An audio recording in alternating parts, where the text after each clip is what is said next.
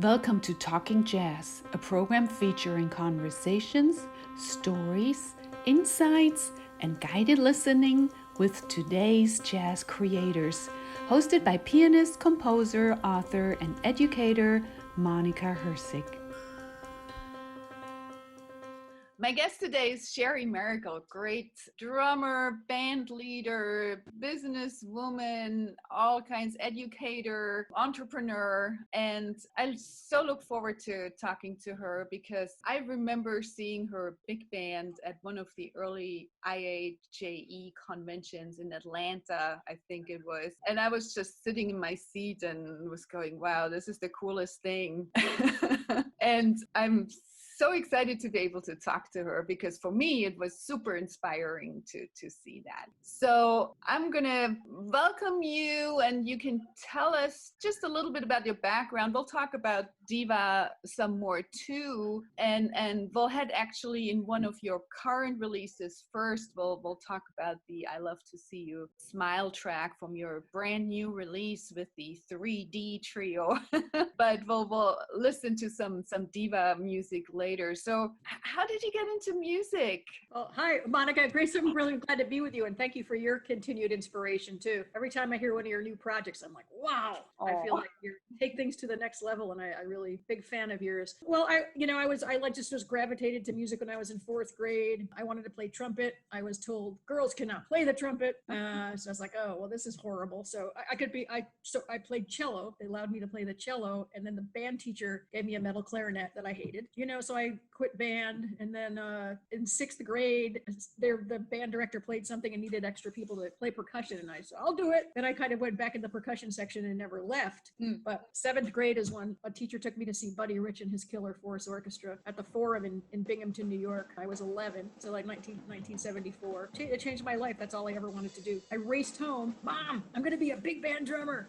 Like my mother's like, what? But I can, when I tell it, I get goosebumps like it was that day that I sat there as a kid in the balcony and watched that band start. I don't know. I had never heard jazz before, but that's all I ever wanted to do. I feel so blessed. I never had to think about it, what I was going to do for a living. Well, that's a really cool story, and so important to realize that for most people, this moment when you decide this is what I'm going to do with the rest of my life, comes in through those formative years. It's usually late elementary, middle school, when you ask people about it, and we don't realize how important it is to provide these opportunities during that time, because that's when everybody forms what they want to do with their life and gets inspired. So, for educators and everybody in education policy, it's so important to provide the biggest spectrum of opportunities during that time, because here's a great example. What if you wouldn't have gotten to see Bunny Rich?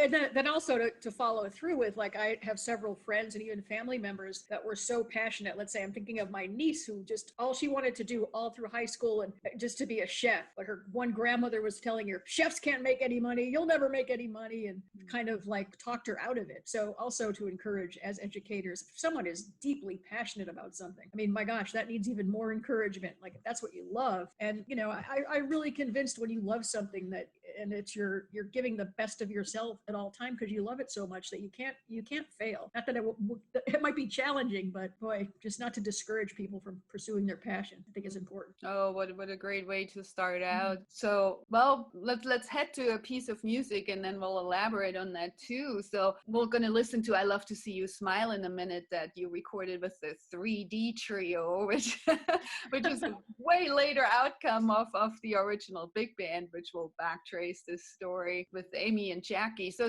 tell us a little bit about that trio and that track to set us up to listen to it. All right. Well, we met when a 9-piece version of DIVA was touring around the country with a great entertainer named Maurice Hines, singer and dancer, whose younger brother was Gregory Hines. People might recognize that name easily enough. Anyway, Maurice is a great tap dancer.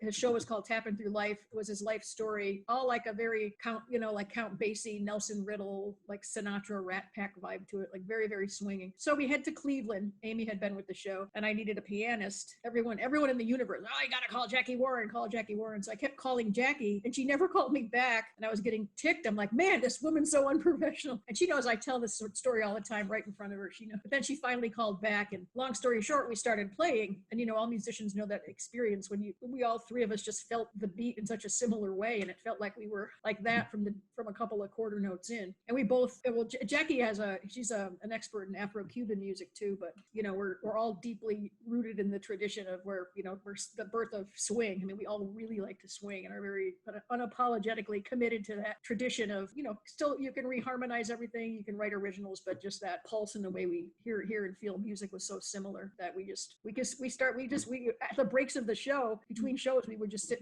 on the stage and jam together. We just liked playing, so we just kept playing after the show closed. Well, I can attest to the swing. I mean, this track is swinging for sure, and the three of you, and it's so true that you find those people that you gel with and it works, and I think you guys are even better because you're not just swinging together, you're having so much fun. I mean, everybody should check out your Facebook posts and the thank you. competitions to make people smile. And Amy is just an absolute hoot. She should have gone to clowning school.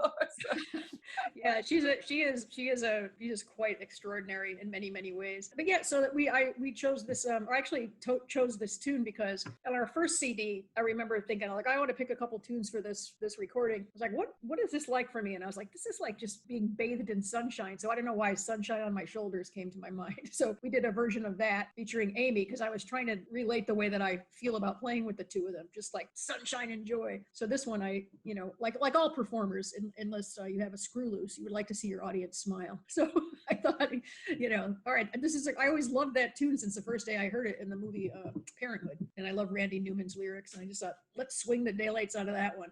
So hopefully we did. You absolutely did. So I think let's send everybody off and listen to your recording of I Love to See You Smile. So this was just released a couple months ago. It's still riding the charts, and you can still join the competition on the weekly smiles that are going on. Just find Sherrie Maricle and her Facebook page or all her socials, and you'll find info about it. All right, so here we go. Love to See You Smile.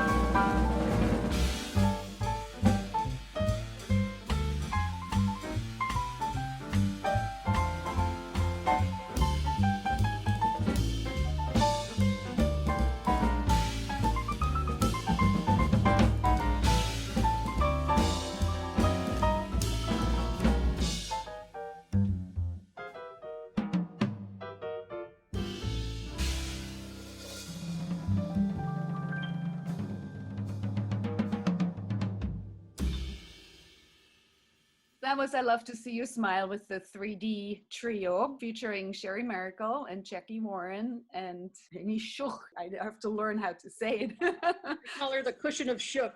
It's that nice cushion of bass she provides for all of her groups. That's a good way to put it. So we'll backtrack. We'll actually listen to some selections from the DIVA 25th anniversary edition. And 25 years leading a big band, that's a huge accomplishment. Actually, you should be declared a hero for daring to to do that. I wasn't alone. It was Stanley K's baby and brainchild. So he passed away 10 years ago. Actually, it passed June. Miss him every day. But again, similar to Jackie and Amy, he and I were so like-minded in our musical proclivities that there was no doubt I wanted to keep his legacy going. So tell us a little bit how that came about and what it takes to lead a big band. Well, I met Stanley at the 75th anniversary of the Schubert Theater in New Haven, Connecticut. I was in the pickup orchestra, and Stanley was a guest conductor with Maurice Hines. This was in May of 1990. So I met both of them. I knew Stanley because he used to manage the Buddy Rich band and was Buddy's assistant drummer, like when Buddy didn't want to play. And I was like, oh my God, that's Stanley K. And I was excited to meet him and to play Maurice Hines' charts because, as I said before, totally swinging, super fun. So Stanley and I, struck up a friendship and stayed in touch, and he'd come hear me in New York at various places. In 1992, he called me up and he goes, hey, do you know women that play like you? That's exactly what he said. And I was like, oh, and I assuming he meant good, which anyway, I said, man, I do indeed. And anyway, the quick version of the story is he wanted to start a new big band because he had been in the band business since he joined Buddy in 1947. Then he was in Broadway. Then he was with the Hines brothers, and he did a whole bunch of different stuff in show business. He said to me, you know what? I've been in New York. There's dozens of big bands everywhere, and I don't see a single woman playing in any of them.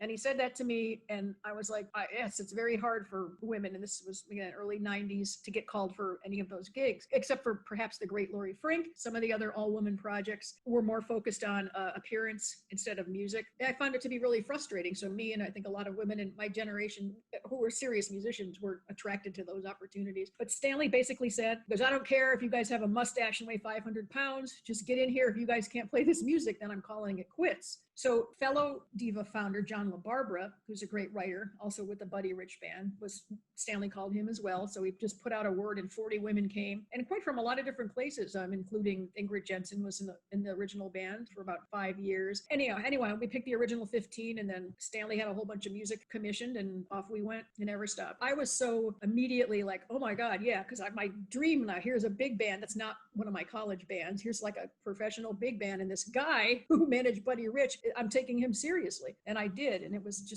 that's all it was about, was music. Yeah. We had our first audition June 9th of 1992 at Carroll Music Studios. And I still have a lot of people's audition cassettes. Stanley saved everything. So in fact, I was telling this to somebody the other day. I have Ingrid's audition cassette. That was some kind of rhythm changes or something. And I'm like, would I have Ingrid? She goes, I'm going to kill you. Oh, it's funny. But yeah, it's like you're such a great band leader too. It's like, yay. And like, oh my God, what's happening? You're like the roller coaster of music business, especially now, of course. And just the, sometimes the complexities of dealing with personnel and different things. And just, it can be very challenging, but we do it for the same reasons, because we love the music, feel like we have something we want to share. I'm not sure I would be brave enough to lead a big band, because something to realize is just the magnitude of costs. If you have 20, how many do you usually have on the road? Sometimes we have 15 as a core, but like when we recorded our record with Johnny Mandel, we added guitar, added an extra trombone. So we add on when we need to, but basically we're 15 to like the Buddy Rich band. But the thing to realize is, for every night you need to house 15 people, you need to feed 15 people, you need to get along with 15 people, you need to tell 15 people what to do, and you need to work around the schedule of 15 people. So it's a real task.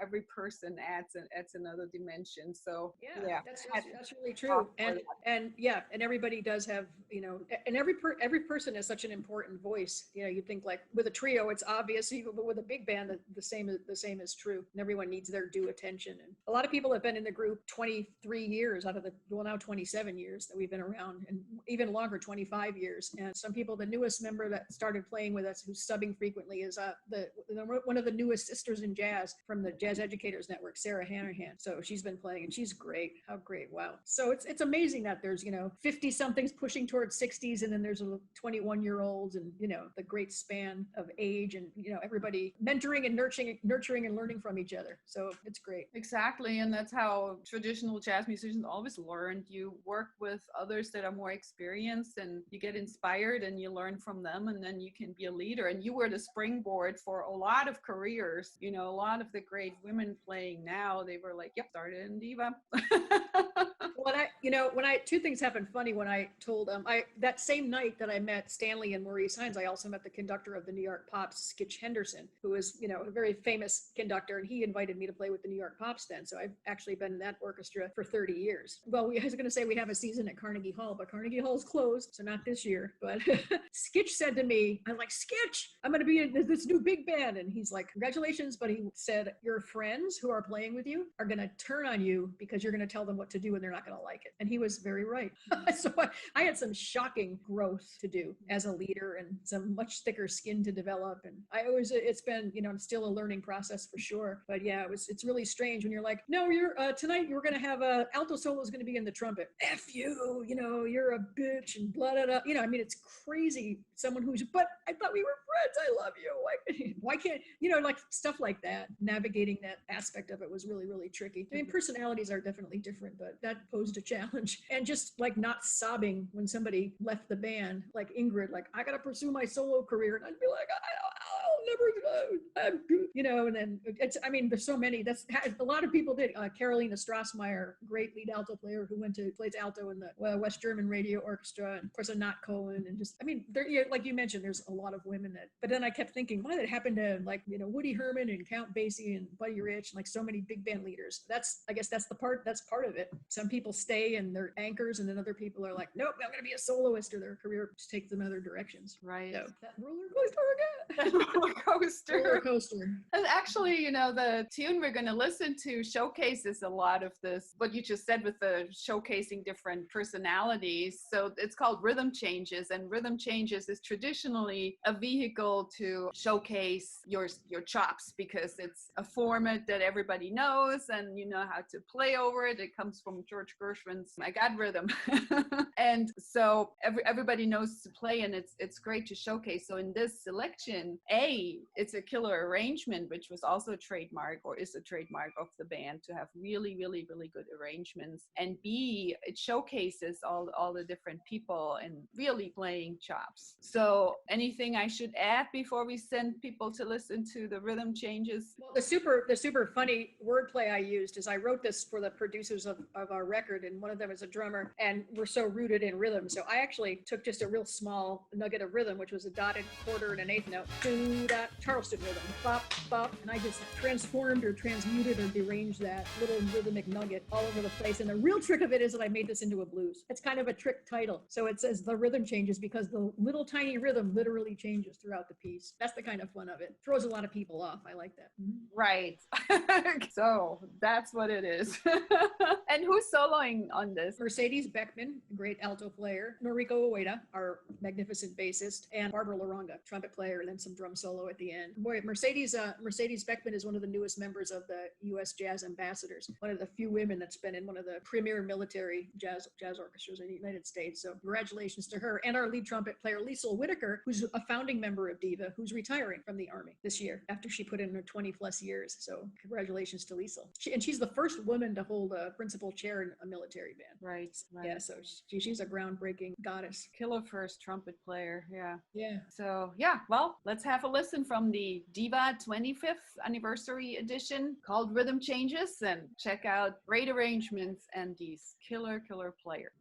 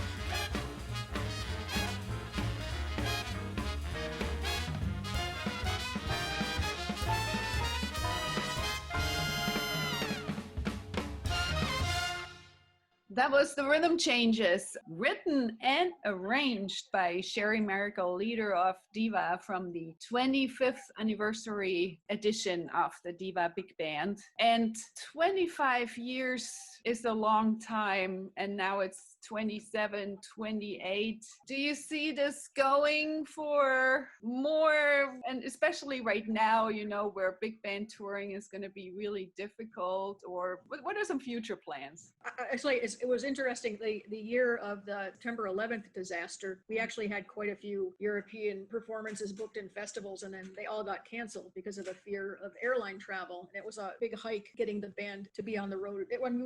We were probably our most toury, that's not even a word, period. In the late 90s, we did several tours that were like 10 weeks of one-nighters, 8 weeks of one-nighters. We were on the road a lot, and we went to Europe probably 2 to 4 times a year for a couple of weeks at a shot, doing a lot of things. And then we're back to the roller coaster again, and then we had a little dip. And we just this summer we actually had quite a few festivals, and we were headed to Brazil. We had some great things that all got canceled. Like everybody lost all of their performing opportunities, so that was very sad. But I guess, you know, the idea is, I know, Monika, you probably experienced some of this too, but maybe 2 or 3 times a year I'm like, I quit, I'm going to be a forest ranger, the music business is too hard. Especially working without a manager or a booking agent when you're doing everything yourself, which I am, and I had, you know, with Stanley's help. It can be really frustrating. But you know what, at the end of the day, it's like we talked about at the beginning of this chat, is that we just love it, and we love the music, and we believe in the musicians and players we're working with. And I guess one of the things that's drastically missing for us now is the feedback from the audience, which was almost like that's the currency that we love most, even above the joy of playing with our fellow bandmates. But just the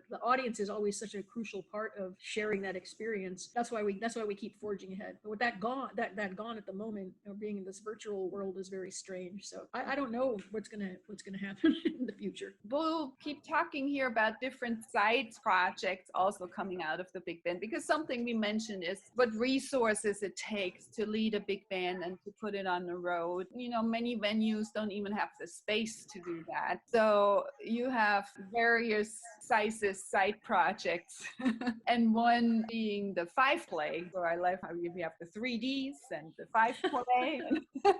Pretty soon it's going to be just me with a triangle. Just me, that's then your oh yeah, there you go, just me. That's the title. But I want you to tell us a little bit how that project came about and the members in that group. Okay, band started in the 90s. It was Stanley, after DIVA was rolling for a few years, Stanley said, you know, like for the reasons you said, venues, size, and things being restrictive with the cost of the big band, he said, you know, like Tommy Dorsey had the Clam Bake 7 and Woody Herman had the Wood Choppers, and a lot of big bands had small groups too. And so we started, and it was actually a quartet first with a different name called Unpredictable Nature that did a recording. Then we morphed into a quintet and just chose the name 5-play. And then actually that 5-play's first recording came out in 1999. So that's been a while. That's been around for a while too. It started, oh my gosh, the first version I think was with Carolina Strasmeyer and Anat Cohen, were the 2 horn players. Wow. And Nikki Perrott. Oh my God, I can't remember, because there's been a lot of versions of that group and rhythm section. Anyway, so that's you know, and it's sort of the same idea with the way that I approach everything with DIVA is like, you know, it can be totally an original tune, but again, that's got the heart and soul of something that's swinging, you know, and but that's kind of where everybody understands too when they're commissioned for DIVA or 5-play. So we, you know, now the band's been together a long time. This version with Jamie Dauber on trumpet, Janelle Reichman on tenor and clarinet, who's extraordinary, and Noriko Ueda and Tomoko Ono, and all those people. I mean, Jamie's not really a composer, but the other 4 people, me included, just, I mean, they're such good writers, especially, my gosh, Tomoko. Her tunes are just brilliant and just memorable, and I love her writing, and Noriko too, phenomenal. So it's always a joy to work with them, and it's real easy to collaborate. You like it with your band too. Again, you work together a long time, you understand each other and artistically and musically, and it's easy to put stuff together. So this tune, the time being, is just, I like to play fast. I love minor, so I just put together this tune that had some fun rhythmic punches in it, has a peppy tempo, and, you know, call it the time being. Can't go wrong with good tempos and and swing and punchy things. And So that was recorded live. Where was yeah, the town I grew up in was Endicott, New York. I was born in Buffalo, and Endicott, New York is in the southern tier of New York State, right in the middle of the state on the border of Pennsylvania. And there's a jazz club there right now called the Firehouse Stage. What's actually the city is Johnson City. It's it's like each town is like 2 miles apart, but they had created an extraordinary venue and theater, just musical theater and other things. But it's such a nice sound and such a great place. I was like, I really want to do a live record there, and it's my hometown, so it's a great crowd of like people that knew me when I was in a kindergarten, a lot of friends and family. And I love recording live because even if everything's not musically perfect necessarily, like many of my favorite recordings, I don't know if the tempo's always exactly the same. Like I don't know. There's people shaking martinis. There's crowd noise. To me, that's like great to capture a live, once in a lifetime experience. I mean, that is it.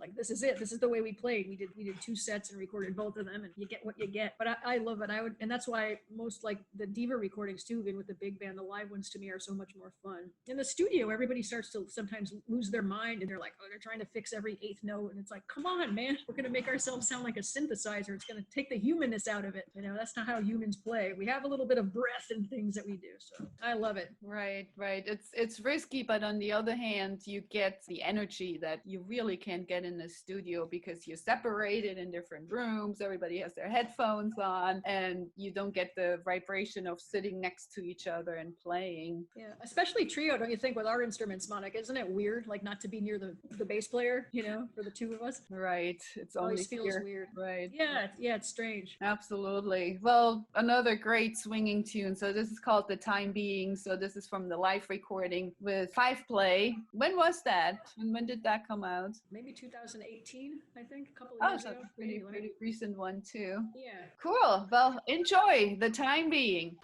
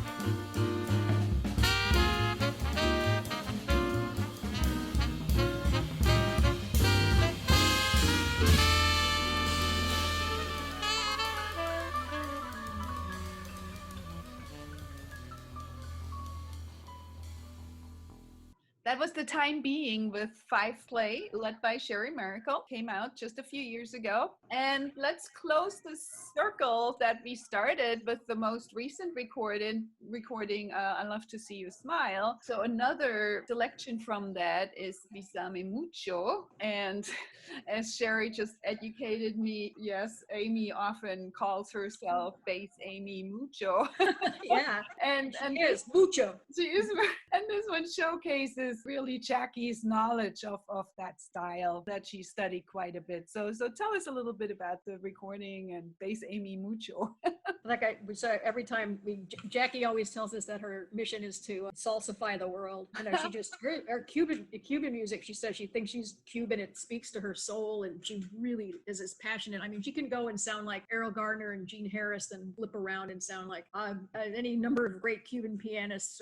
She's just so extraordinary in that she like feels it in her guts. And actually, truthfully, in my own artistic development since playing with her, I mean, it's really changed the way that I play that music. And when I play it with someone who doesn't play it with authenticity, it feels strange to me now. Whereas before, I mean, American jazz musicians have been taking world grooves and music and making them our own, or putting them in American musical sensibilities for ages. And I think that we should definitely keep doing that. But Jackie was really, this is how it goes, and bam, it really gave me some great lessons in the feel. Again, like for most of the things we learn, sometimes it's not a complicated rhythm, but it's the way that we make feel. And her feel in this genre is so extraordinary. In fact, this summer we were scheduled to go to Cuba to play a big festival, the three of us, and of course it got canceled. So we were all so sad. So maybe we can go again. But yeah, you'll hear Jackie's piano intro is just great. And then she goes into that. She's one of the most amazing. Well, in this one you won't really hear a tumbao, but her left hand piano, her playing like how she does that and just keeps that tumbao going in her left hand and plays like a lunatic all over. It's really extraordinary. And you'll hear, and then there's actually in the studio I said, I want to play on a vamp. We actually didn't pre-plan, and Amy just started playing this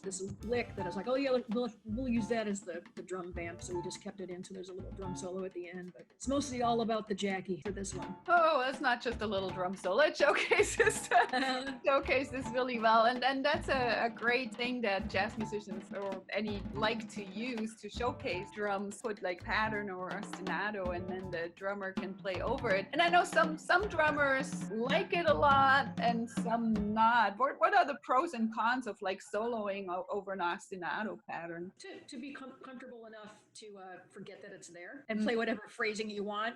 Sometimes like probably in a live performance, I would play a lot longer than I did on this recording, and eventually I would just stop thinking about the ostinato and play. I would play like way over it or under it or way inside of it, because you'll probably hear in the solo I'm playing very much with it, which is still cool. So there's that advantage of it's there and it's your anchor, and then you can, if you allow yourself just to like cut your creativity loose from it and do something totally different with different phrasing ideas. So that's the positive and negative. It's an anchor, positive, but and negative, because you don't want to be just like trapped into playing that exact same rhythm or just being limited in your rhythmic choices. I love playing with the walking bass and piano comping for me. I love that so much. I'm always like, our drummers are always playing alone, man. It gets to our solos and everyone leaves us in the dirt. So I like, I always often ask Amy to just play with me or Rico, and then recently I'm like, Jackie, comp for me. So, I want to leave some space for some interactive soloing, and that's fun too. That's a good point. Usually like the horn players, they get this big bed of things. There's piano chords and bass and drums, and you just have to lay on top. It's all laid out. And even for the piano player, you already lose,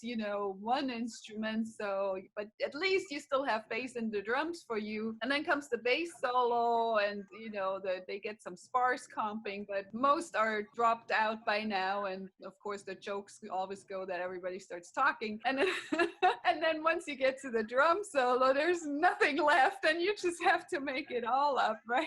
Yeah, and and when I was learning, and probably you too, I mean, that's the way you do it, that no one said any otherwise. But I mean, drums are with drummers, like I'm a big fan of Ari Honing, who actually changed the way drums are played, because he plays pitch perfect melodies on the kit, and that literally has changed this instrument. I mean, I'm not kidding. If anybody hasn't heard him, go on YouTube and watch his solo version of When the Saints Go Marching In. Listen to him play the Head to Anthropology. He tunes his drums to a triads, and then he uses pitch bending, pressure bending, and pitch. It's extraordinary. Think about, he changed the instrument. I mean, he should be on like I Change Music magazine, like as dramatically as when Gene Krupa played the first drum solo solo at Carnegie Hall in 1938. I mean, that changed the instrument too. But anyway, so the drums are transforming, and drummers, it's up to us to kind of say, you know what, accompany me. Like, let's see what that feels like. And it'll make, I think it'll inspire drummers to play perhaps in a different way, or apply different melodic and other musical attributes to their solo, instead of just like drum, drum, drum, drum, drum, drum, drum.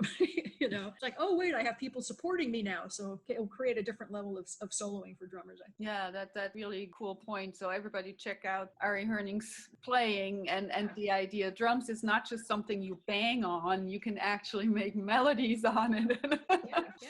And Jeff Hamilton too. Jeff Hamilton's solo stuff on Caravan and Sing Sing Sing. It's awesome. Very cool. Well, I really appreciate you hanging out with me and talking and sharing your insights. That makes it really special and gives a different perspective to listening to things. So we'll take it out on Bisame Mucho and get some Afro-Cuban rhythms and hear Sherrie soloing away. And check out all the recordings from the DIVA Orchestra, from Five Play, from 3D, and so much more. So many contributions, important contributions to this literature that we have by now. So thanks, Sherrie. Yay. And here's Bisame Mucho with the 3D trio from I Love to See You Smile.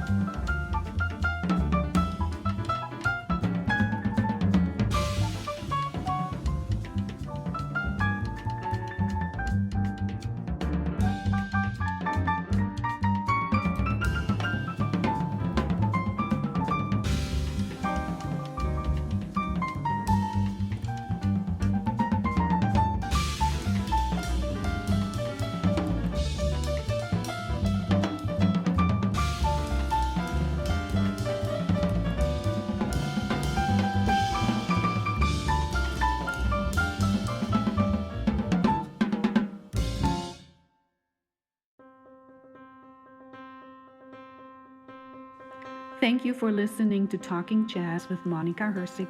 My guest today was Sherrie Maricle, composer, arranger, drummer, leader of the big band DIVA, and so much more.